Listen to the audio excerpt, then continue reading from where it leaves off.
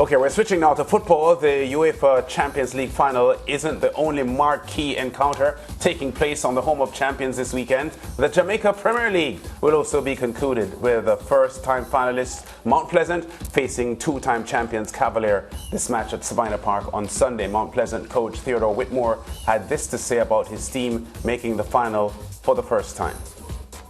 Reaching the final for the first time, I think it's a great achievement. It's something we set out on from we step foot into Mount Pleasant. So the task was always been June 11, and here we are. So for me and the Mount Pleasant family, I think it's a great achievement. I think it's hard work, a lot of hard work, a lot of planning. At times, I think we have a bit of stumble, but in everything, we're always gonna find a little bit of stumble. But I think the most important part, we stick to what we want to do to achieve where we are at the moment. So overall, I think it's a great achievement. Now, despite questions surrounding whether Cavalier will honour the fixture, there are no doubts concerning the potential quality of the matchup. Here is how both teams stack up, having faced each other 4 times this season.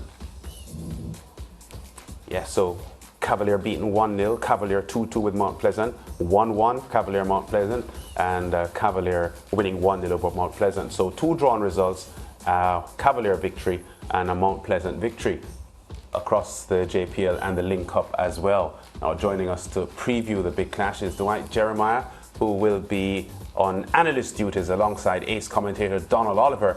Now we've seen the head-to-head.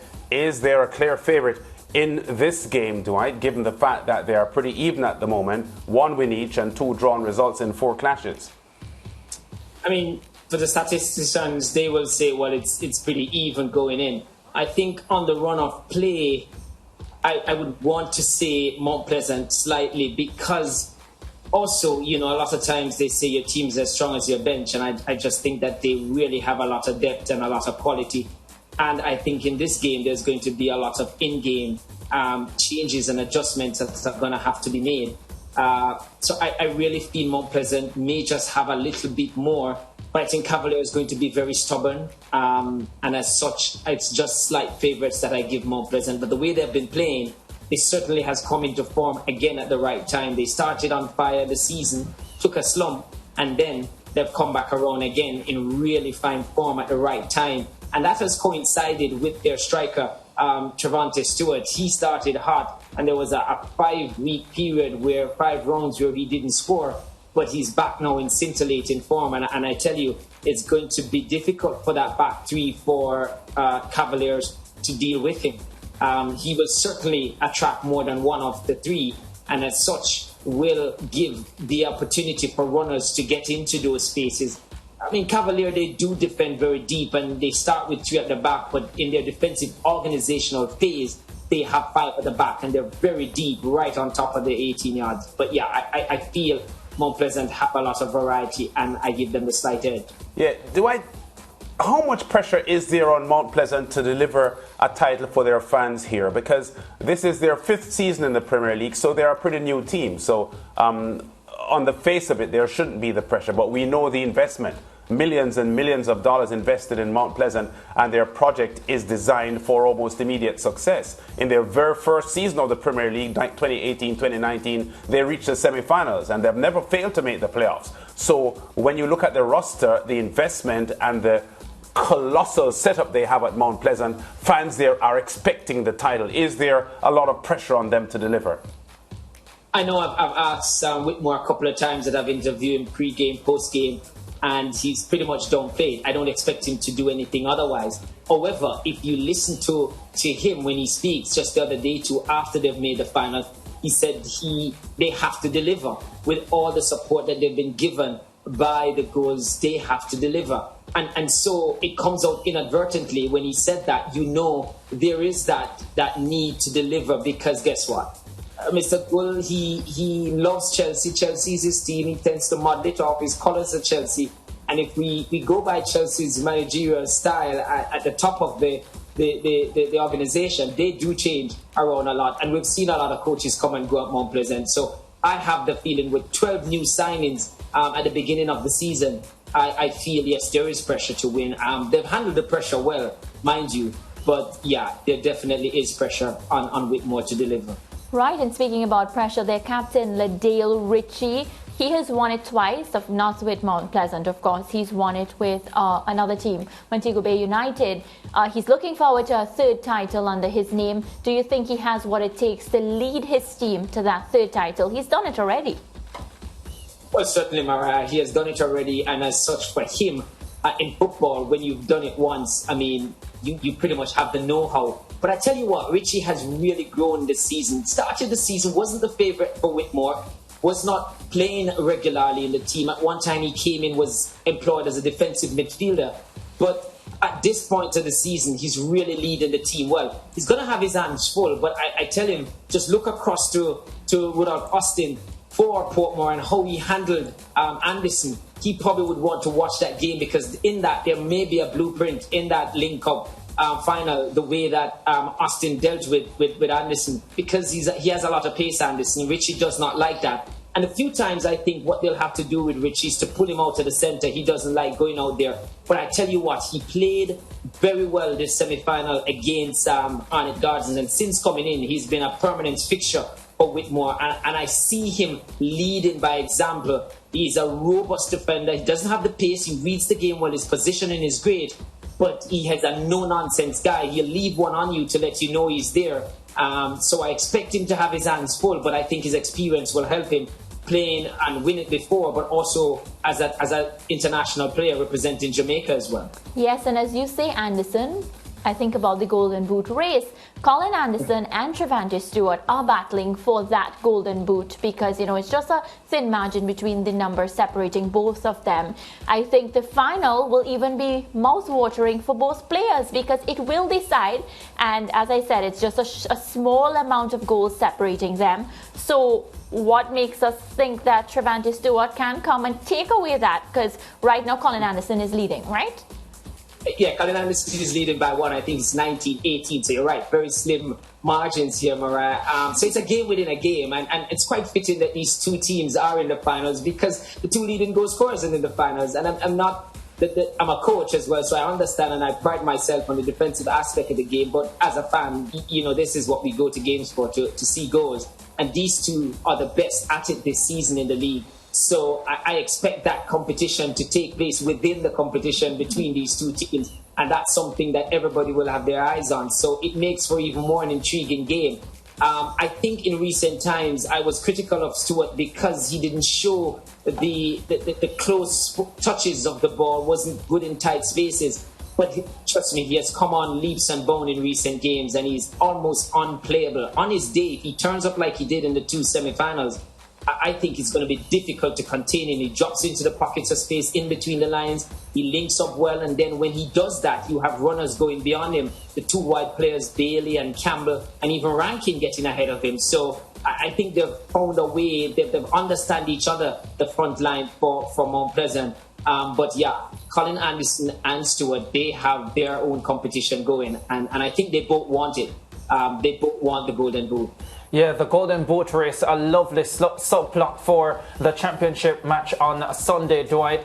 Another subplot, and a major one for me as well, is the battle of the coaches. Rudolph Speed for Cavalier and, of course, Theodore Whitmore for Mount Pleasant. Let us not forget that Rudolph Speed was the man who was part of the committee, head of the committee that relieved Theodore Whitmore of the national coaching job. And now they come face to face in a Premier League final.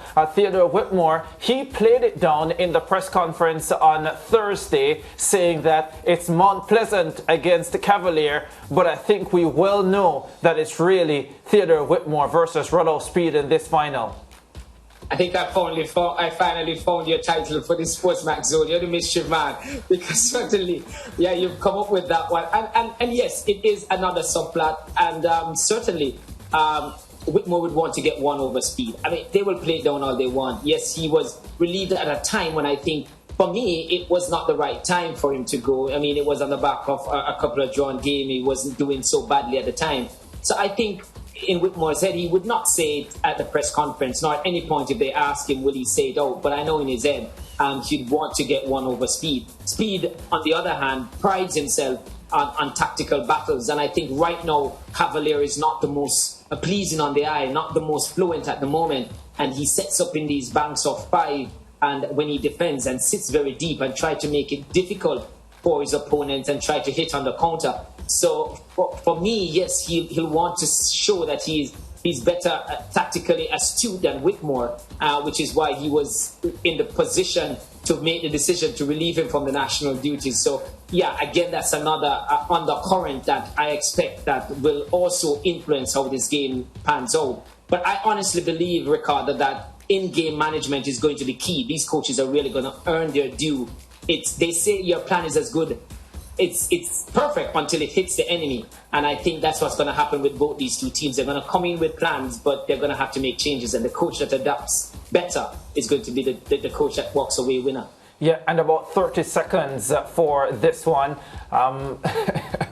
So we speak about Rudolph Speed versus Theodore Whitmore, but of course threats of boycott coming from the Cavalier team in the build-up to this match. My sources over the last 24 hours have been telling me that we can rest assured that the match will go ahead, that whatever needs to be taken care of from a Cavalier end will be taken care of, and we hope that is indeed the case. Owen Hill, the CEO, when he spoke to us yesterday, assured us that everything will be done to ensure that the match does go ahead. But how much do you think the happenings of the last few days will impact this Cavalier team going into such a massive encounter? We just spoke about Speed and his tactical nuances. That Speed also plays a lot of mind games as well. Yes, it's serious what happened to them, and unfortunate that it did. But I'm pretty sure he's going to turn up, and I'm in agreement with their sources. I feel that they're going to definitely show up. But I think just before the big event, Speed just wanted to get something out there, and maybe just to suggest or to get his opponent to sort of relax somewhat. But there's no doubt that he's going to be, and his team is going to show up. And with the position he holds in Jamaica's football, I don't see Speed allowing his team not to show up for a big showcase like this. But for sure, if he needed to really get the authorities to really stand up and take notice and to say, look, you need to correct or to replace what we have lost, then certainly he has gotten the attention that he wants. And deservedly so too, because we can go on and on about this. It's really unfortunate that this happened at the highest level of our football in the land. It should never have happened. And when you hear about what is paid for a venue like Sabina Park, definitely shouldn't be without security at these dressing rooms. So yeah, I think they should get what is due to them, what was taken from them, and let the show go on. Yeah, and if for some reason you're joining us from Mars, let me just bring you up to date. On the 26th of May, which was in the link-up final, the dressing room of the Cavalier team was broken into and possession stolen. From what we understand, approximately $3 million worth of possessions, and they are trying to reclaim that from the PFJL, who we understand will be helping significantly in that regard. I wanted to get your thoughts quickly, Dwight, on how much pressure. We've spoken about the pressure that will be on Mount Pleasant because of the investment that they have put in. How much pressure will be on Cavalier? They have been one of the better teams for the duration of the season. They won the Premier League a couple seasons ago. Some people, like they say with Liverpool, that was the COVID Premier League, and they managed to come out on top. How much pressure will be on them? Also, the fact that they lost in the link-up final, even under trying circumstances, I would think they come in feeling some amount of pressure to try and win this title. Before I answer that, I'm not going to let you pass with that Liverpool thing. A title is a title. I'm a Liverpool fan, so don't draw us into this one. But Cavalier, they've been very consistent over the last 3 seasons. This is their second final in 3 seasons. So I really feel that there will be pressure. Every time you get into a showpiece event and a title is on the line, there is some pressure. And that is as far as I think it goes for Cavalier. I think for sure Mount Pleasant will come into this with more pressure than Cavalier does. But for Speed will want to win this. For sure he'll want to win it. And the boys will want to win it again. Because this season, they've lost a couple of players. Atkinson left, King left. They would want to show that they can do it. And they're a talented bunch. And not just considered the youngest team, but probably the most talented team in the land. That's what they'd want to showcase. And Speed has been saying we've been quietly going about our business. Nobody has been noticing us. And here we are in the showpiece event. He'll want to win it.